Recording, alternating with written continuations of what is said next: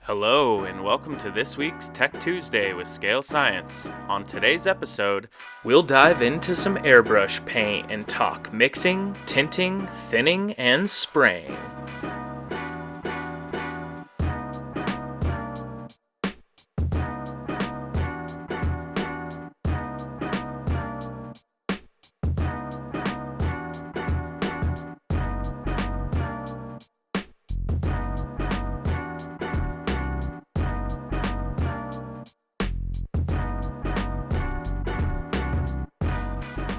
Great paint is a building block to the foundation of a solid paint job, and we look no further than Mission Models, who makes an incredible lineup of RC paints, perfect for any project you're looking to complete. I always spend a huge amount of time looking at references, and in this case realized that I needed a really specific and special red. And thanks to airbrush paint, I can mimic that paint easier than ever before. I started with part number 038 RC Color Change Gold and mixed 1 part to 4 parts of 003 RC Red. We will add to that about 1/8 of our bottle of polyurethane additive. You can consider it the muscle that is going to add strength to our airbrush paint and make it hold up over the test of time. I begin my paint mixing process with a clean and empty airbrush bottle. I will then add a small amount of thinner to keep the paint from coating the walls of the bottle. I will then add my base color and allow it to coagulate and fall within the confines of the thinner solution.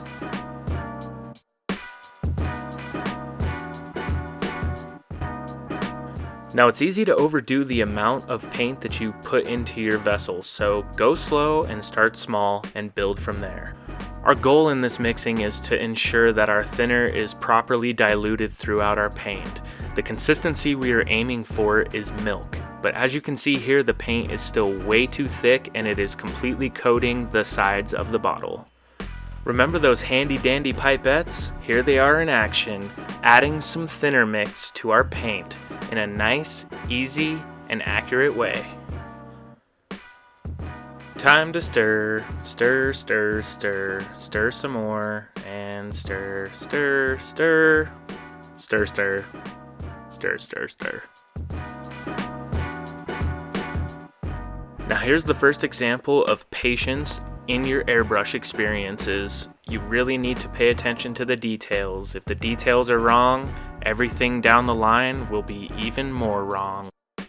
This paint is still too thick, so back to the thinner we go. Up to 2.5 pipettes so far. And stir! At this point, we're a lot closer, but still just a little too thick. So let's give another half of a pipette to the bottle. Now after much stirring, we are at the consistency we need. If you look at the bottle, it is fairly opaque, yet you can see the liquid moving around inside, and that is milk. My little stir paddle. Stainless steel, I love that it gives me a glimpse. I can hold it in the light, shift angles, and I have no idea what it's called. Drop a name in the comments below. Wrong answers only.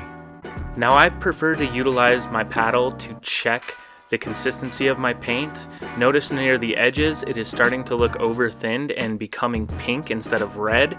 That would be a pitfall of going too hard with the thinner, which is why I like to use those pipettes. No sense in wasting good paint. Now I pre-tinted my red paint in a secondary bottle. It is ready to shoot in our paint vessel, and I have a backup bottle of an identical tone. That way, if I need to come back and make some touch-ups or paint something else with the same color, I have a reference. So when I begin my body painting, I always try to make a game plan. That way, I can remember where I am. I like to begin at the bottom, passing side to side along the side skirt, working my way up the fender arc. When I reach the peak of the arc, I start making full passes from nose to tail, and then begin downward on the tail and nose sections to meet back up with their lowest part. You can then move back to that full pass and move up to the window line, complete the front painting of the bumper from bottom to top, and then paint your hood. On the hood, make sure you paint it front to back for best results. Now when you get to the other side, it works so well the first time, so just copy the first side that you completed. I will then paint the rear bumper, move on to the deck lid, then through the pillars, and finally with the roof. Then that is layer 1 complete. Starting with the clean base dust coating is essential to making sure the rest of the paint looks equally as nice. Make yourself comfortable, make your job easy, and while you're at it, grab one of these Pro-Line suction cups. They make body painting so cooler. Now here's that dust coat in action. As you can see, making side-to-side passes with my airbrush. My paint was set to roughly 20 psi. I'm going from left to right one side. When I reach the wheel arc, I let off of the trigger. I then work from top to bottom back down on the tail, as well as on the nose. Again, keeping this coat extra light. You just want that base stick, and that polyurethane additive will definitely help it do that. Side 1 is complete up to the window and fender line, so now we move to the front bumper. Starting from the base, side to side, same actions. On the dust coat, I do find that sometimes I will give kind of a pop, just depending on areas like around the pop-up headlights where there's multiple angles going on and the paint doesn't necessarily coat it ideally from just one position of the airbrush. So move it around. You can try to hit it just with a couple extra pops just to ensure that it's getting an even dusting. Now what's nice about this dust coating on an airbrush is I can actually set my needle to only allow enough paint to come out to create these ultralight coats, and I can build slowly, and that slow build allows a very finite amount of paint to be applied in each layer.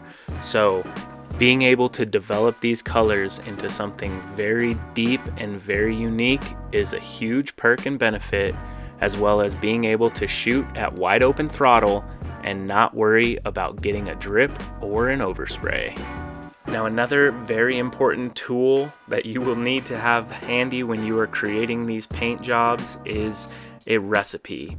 And that recipe for me includes the way that I made or created my specific paint tone, the paint mixture I'm using in the bottle, and how much of my thinner I use to achieve the same amount of coating consistency, as well as a layer count, which will allow me to replicate this color should I do something boneheaded like forget to paint the spoiler. No! Now let's fast forward to layer 4. The body is looking nicely coated, however still is fairly translucent, as you can see when I hold it up with a good light source. Knowing that all of these details would peel fairly easily if they were just a sticker applied to a body makes me extremely happy and satisfied in all of the effort that it took to get the body to this point. But we're not done yet. I've still got 4 more coats to get it to the opaqueness that I need to bring this red to life. Now on the airbrush, the red is still such a light coat that I backed it with a dust coating of gold to ensure that red stayed nice and vibrant, and then finish that off with 2 heavier coats of white to make sure that our car is backed, poppin', and ready to turn some heads. If you have any questions, drop them in the comments below. We'll see you next week.